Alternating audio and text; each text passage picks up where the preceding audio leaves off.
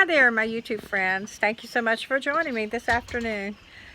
I posted several videos today on our story about our farm and how that we are a literal certified organic FDA farm. And where we farmed, I showed you the patches of the 2 acres that we farmed, for years.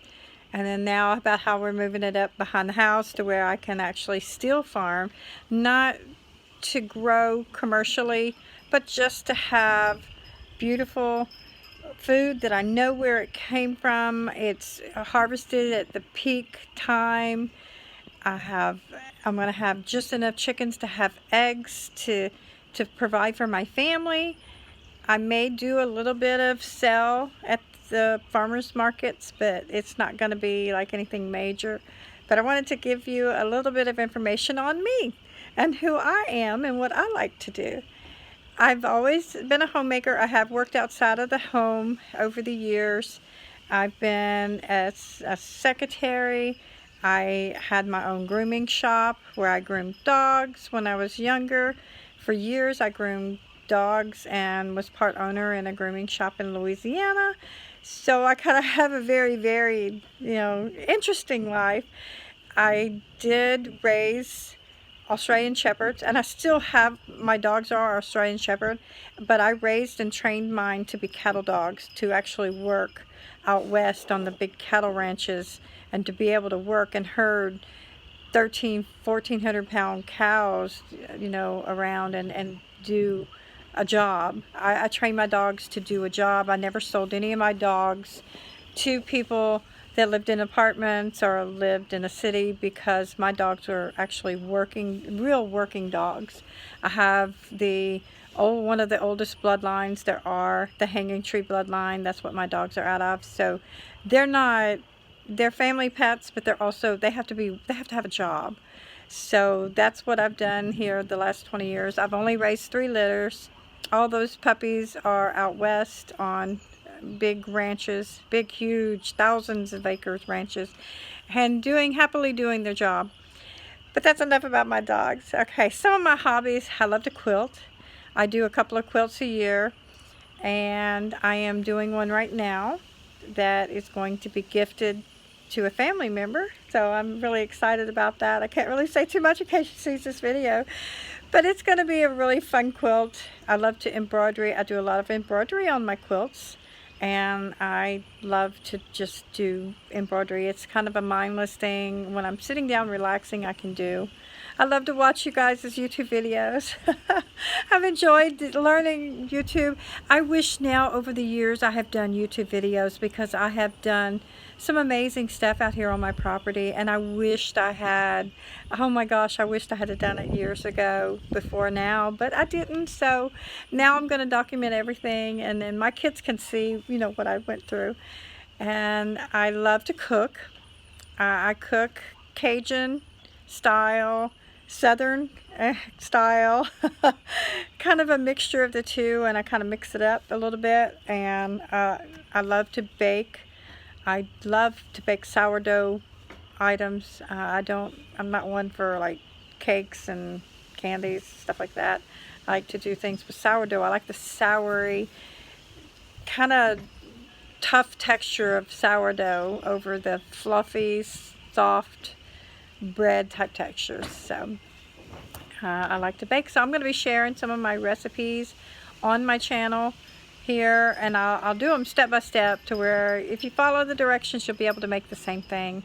As I try new recipes, I'll perfect them and then share them with you. I try to use as much fresh ingredients as possible in all my recipes. I try not to use, canned foods. Canned food in a can is not appetizing to me at all. So very seldom do I ever cook out of anything in a can. I don't want to eat stuff out of a can. Now, if it's canned foods that I have grown, that's a different story, because I know where it's been. I know how it was canned. I canned it, or my neighbor down the road canned it, and I know it's amazing when I open that jar. But to eat out of a can from a store, that's just not me. So that is a few things about me. Let's see, what else can I tell you about me? I love to garden. I love to garden. I enjoy planting a seed and watching it grow. And I love eating what comes from that seed. I love to ride my horses. I don't get very much opportunity to do that any longer because with my son being disabled, someone has to be with him, and I just don't have that time anymore. So they're 2 yard ornaments. They just eat pasture and messed up my front pasture. So this year I'm getting my chickens together, and I'm going to have a chicken tractor, and I'm going to try and restore that pasture and try and keep them rotated off of it so that pasture can, rebuild itself. And let's see, what else do I like? I love to travel. I don't travel very much. With COVID, it's been very difficult to travel. So, just kind of stay home and, find things to do at home. Now about our why. The why that we live on the farm like what we do is because I want to know when I eat something, I want to know the story behind that food. I want to know what its story was. I want to know how it was grown. I want to know who grew it. I want to know everything about my food that I can know, because if I get a hold of a chemical, it's going to be bad, but I'm going to be in the hospital. So I like to know where my food comes from. I don't like processed junk food. I'd rather bake something, from scratch. I cook from scratch. I don't cook fast food. I find that's just a waste of money and time, and it really doesn't taste good. We went through that kick where we went out to eat all the time and wasted, oh my gosh, so much money. $800 or $900 a month going out to eat every other day. It really adds up after a time. When you have 3 to 5 people going out to eat every day, it gets really expensive. And how many times can you eat, like fast food before you're like, ugh. But, we went through that kick, but, now I want to know where my food comes from, and I want to know that it was raised in a way that it was respected. If I eat meat, I want to know that cow was respected. I want to know that cow was killed respectfully, not just zapped and, stunned and then sliced open. That just sounds horrible. So, and the same thing, with my meats that I buy, I want to know that they were sustainably grown, humanely grown, and harvested. And I'll continue doing this the rest of my life. I don't think I could ever live in a subdivision again. I've gotten used to being able to just walk around. 20 minutes ago, I walked down to the horses, petted them, and came back. And, the peacefulness that's here, and to watch the birds and, just commune with nature. Get out on my bare feet and walk on my own ground. And now with our economy, I don't know where it's going. I feel so blessed to be sitting where I am and have the ground that I actually have that I can do things with. I have timber that if I need to build something, I can cut a tree down and build it. I don't have a sawmill, but I got a friend that has one. It's just to get the logs to him. I got to get a bigger tractor, and I have a big tractor. So that's a little bit about my story. I love to quilt. I love to do needlepoint. I love to sew. I make aprons. I make all kinds of fun aprons. So you might see me in different aprons, around the farm. And if you want one, just put it in the comments below and let me know, because I do sell them. I've sold them at farmers markets over the last probably about 10 years now. And I make matching pot holders with them. I'll make matching kitchen towels with them. I'll take some of the fabric strips and make a matching, so you got a whole matching set. So that's fun for me to do. I do that when it's really, really hot during the day, or in the wintertime when there's snow on the ground. That's when I sew. When it's like this beautiful 70-degree weather, I don't sew. I'm outside doing something in the beauty of nature. I don't want to be sitting at a sewing machine when it's pretty outside. So that's when I do my sewing. I love to needlepoint. What else do I like to do? I like to take old clothes and make something with them. Like, I might take a pair of pants, like the True Religion pants that has the pockets that are real fancy.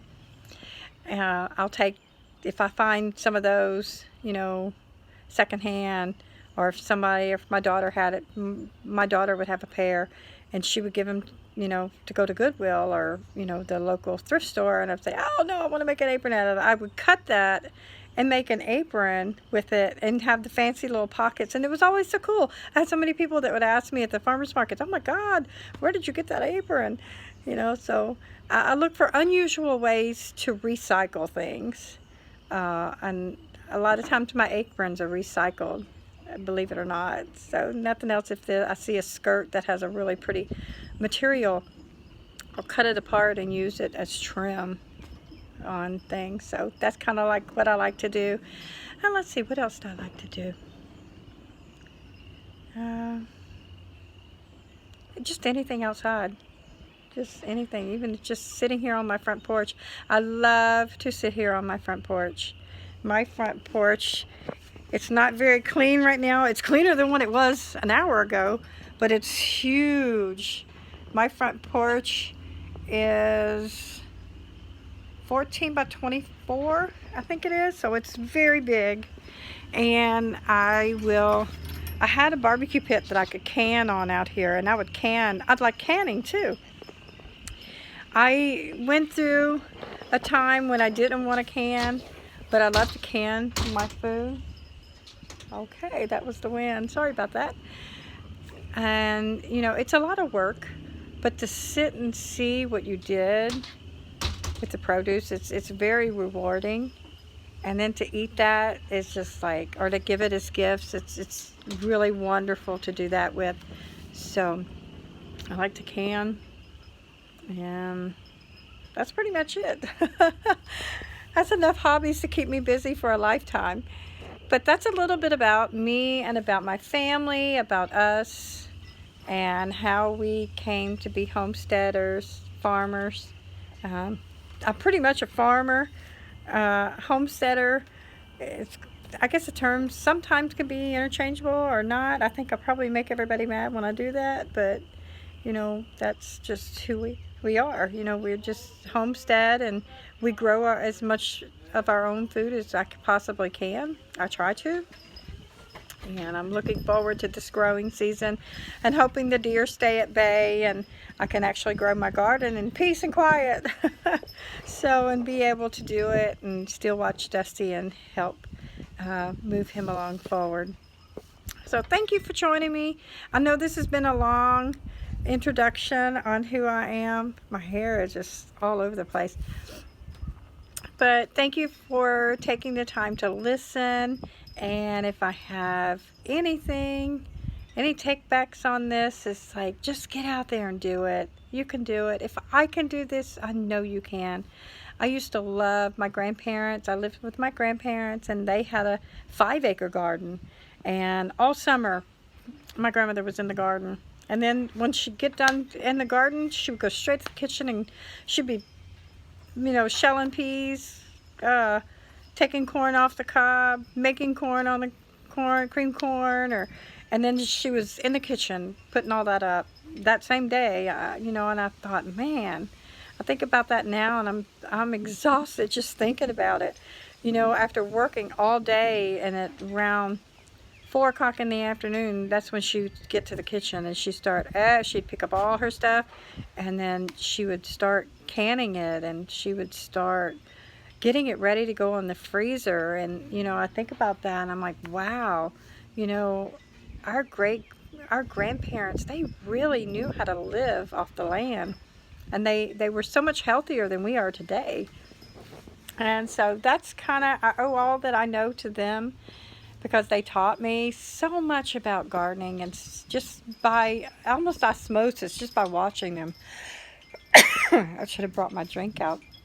So, but enjoy my channel, and thank you so much for sticking there along with me. And I know I'm rambling on, so I'm going to let you go. Get your hands in the dirt and enjoy the day. It's a beautiful day. Bye.